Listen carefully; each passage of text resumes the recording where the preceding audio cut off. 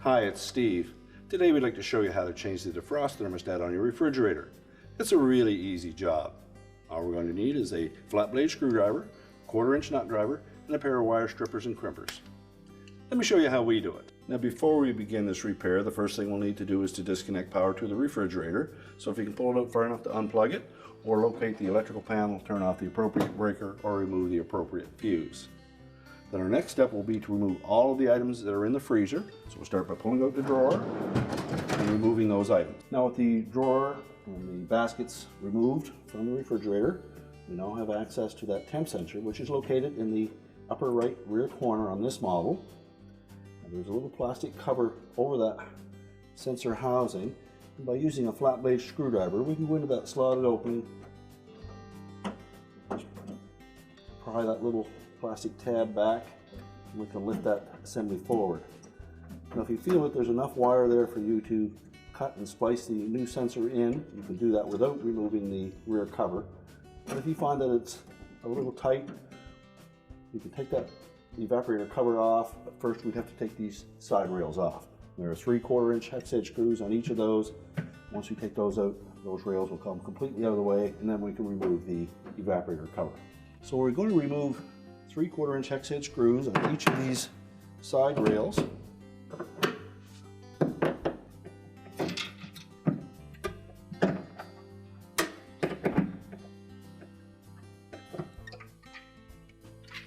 Then we'll just set those aside. The same for the opposite side.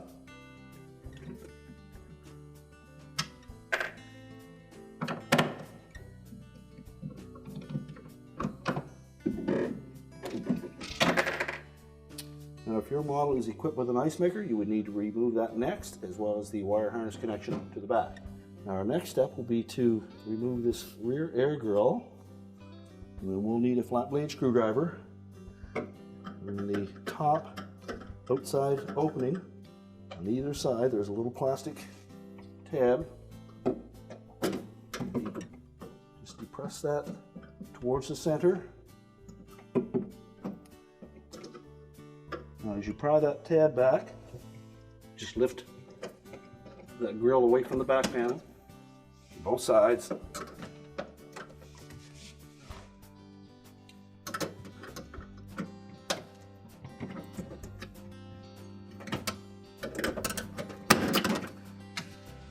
And then pop it off. Well, next we'll remove this little cover on the temp sensor.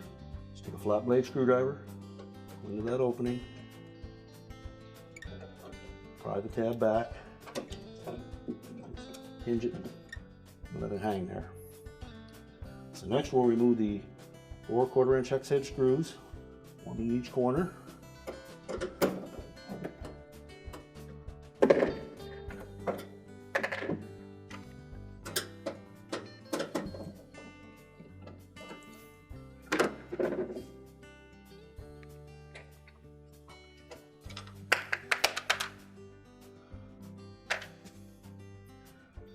Now we can tilt that panel forward. We'll need to tuck that sensor up through that opening.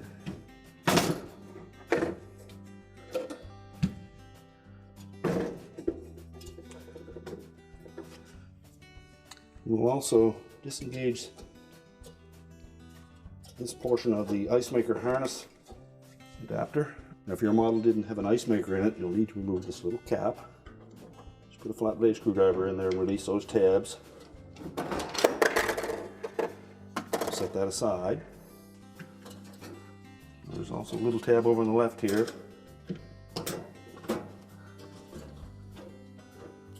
And just depress that from the back, tilt that forward.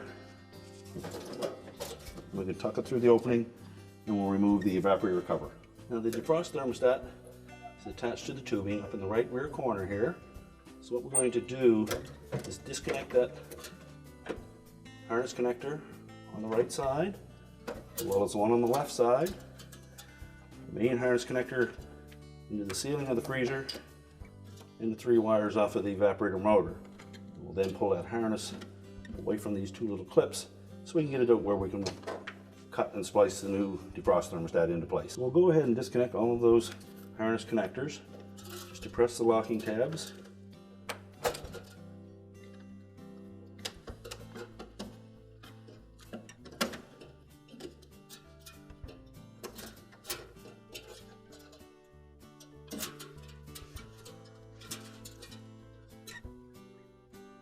Use caution around the evaporator. Those fins are very sharp. You may need to use your pliers to pull those terminals off of the motor. And if your evaporator is all frosted up with ice, you'll need to allow that to defrost first. There's also a ground connector at the back here. Just a clip-on connector to the edge of that evaporator tray.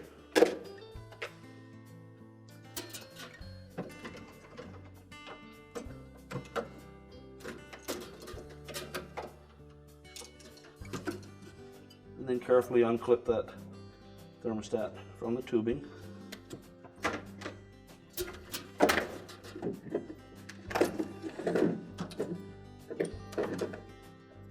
Well, that gives us much more room to splice in the new thermostat. Now the new thermostat comes with a long brown lead on it, which is not necessary. We can splice both of those fairly close to the old one. Just make sure that where we cut the orange wire is ahead of that splice.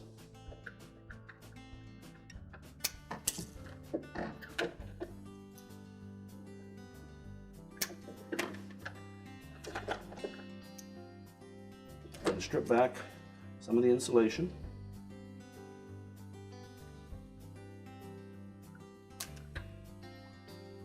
Make sure we don't cut into the copper.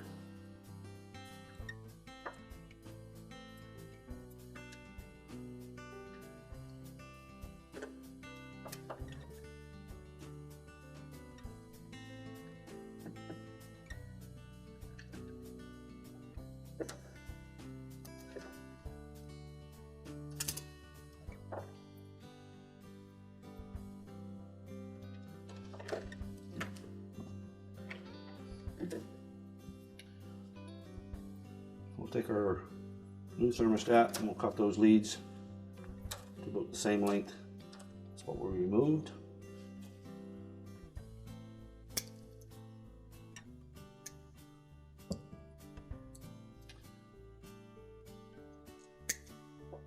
And strip back insulation on those.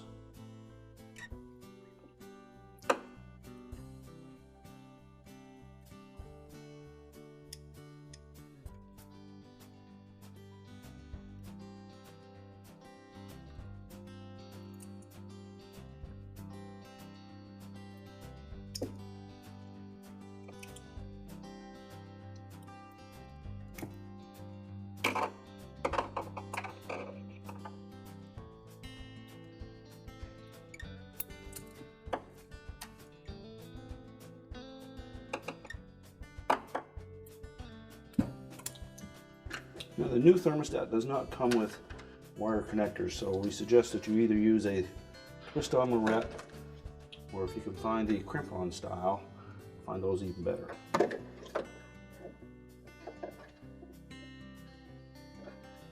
Twist the wires together firmly.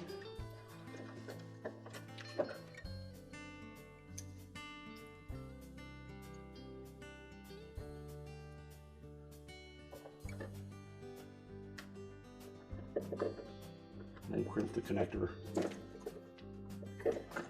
firmly onto that junction.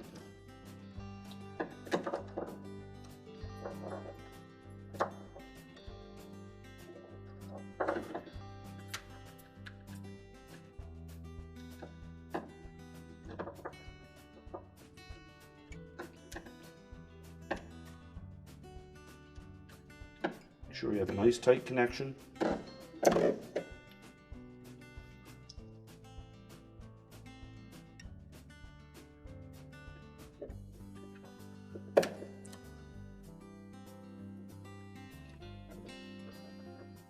And good firm crimp.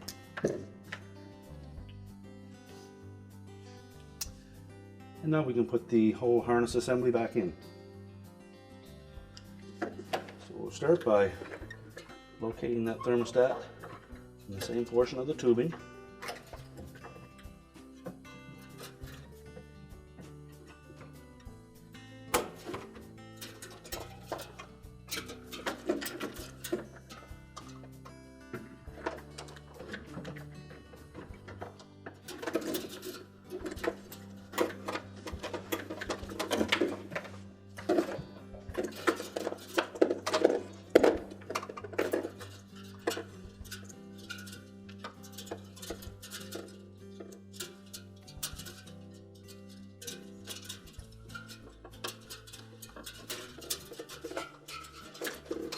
Make sure that the terminals that fit on the motor are nice and tight.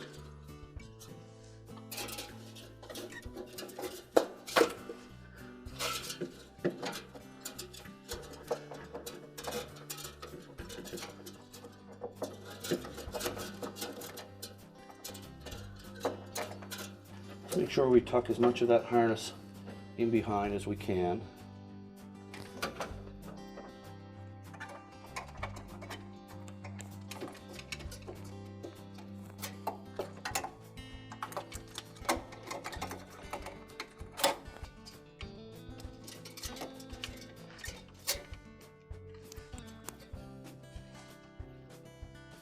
And now we can put the evaporator cover back on.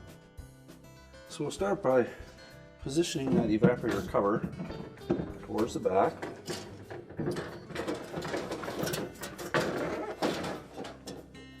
Feed that harness for the ice maker come through the opening.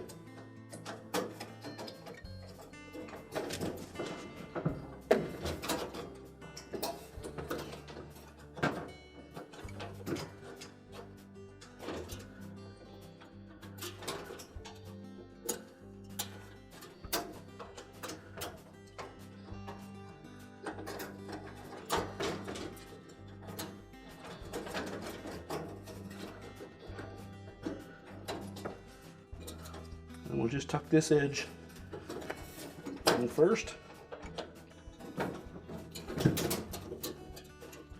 Line up that little arrow and then snap it in.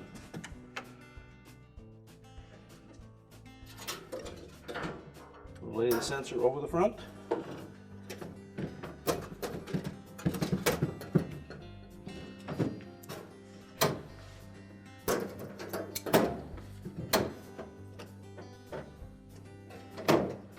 Just press the evaporator cover back until the screw holes line up, and then we'll install the screws.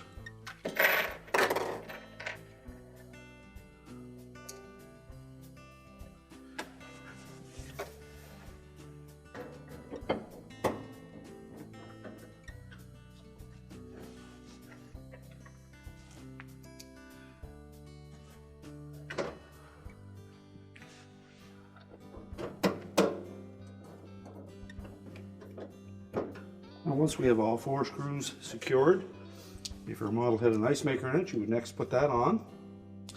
And if not, we'd reinstall the cap over that opening. Make sure it snaps firmly into place.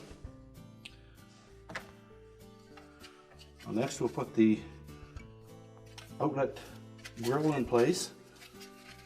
So we want to hold it tight up against the ceiling of the freezer and then push the top of it in so that we engage these 2 hooks.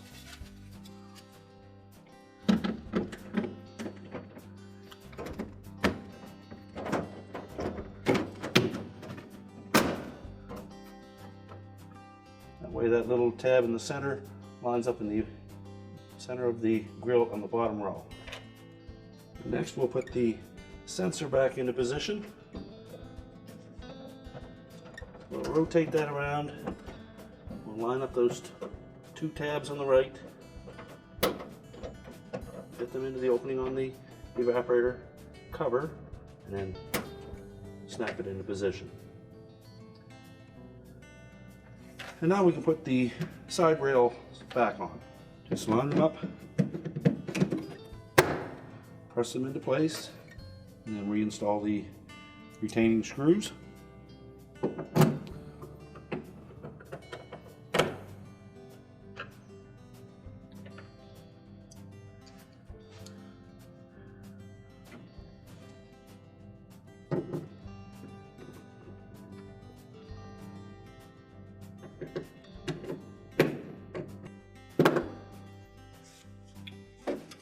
And do the same on the opposite side.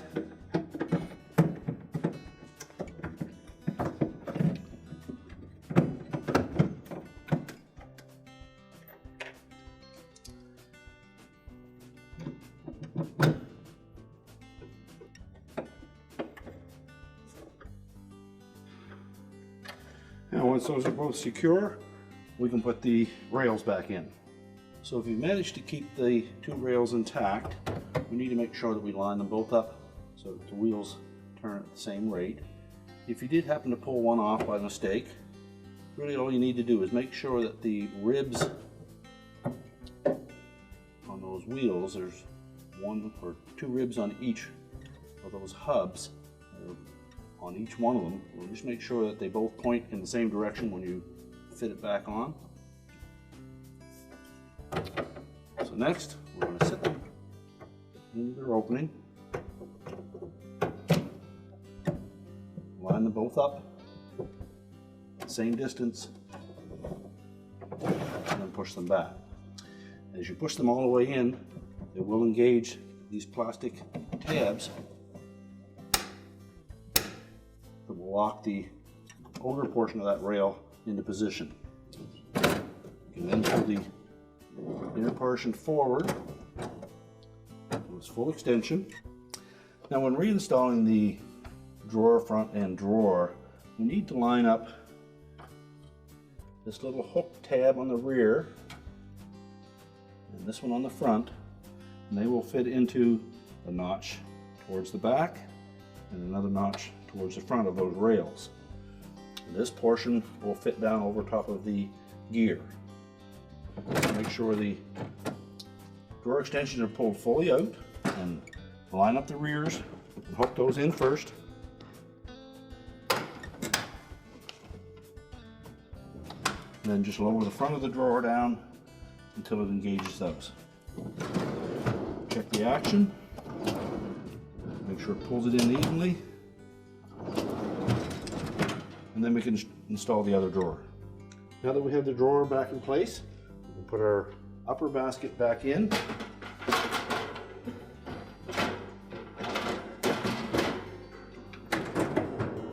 We're now ready to reconnect the power, and our repair is complete.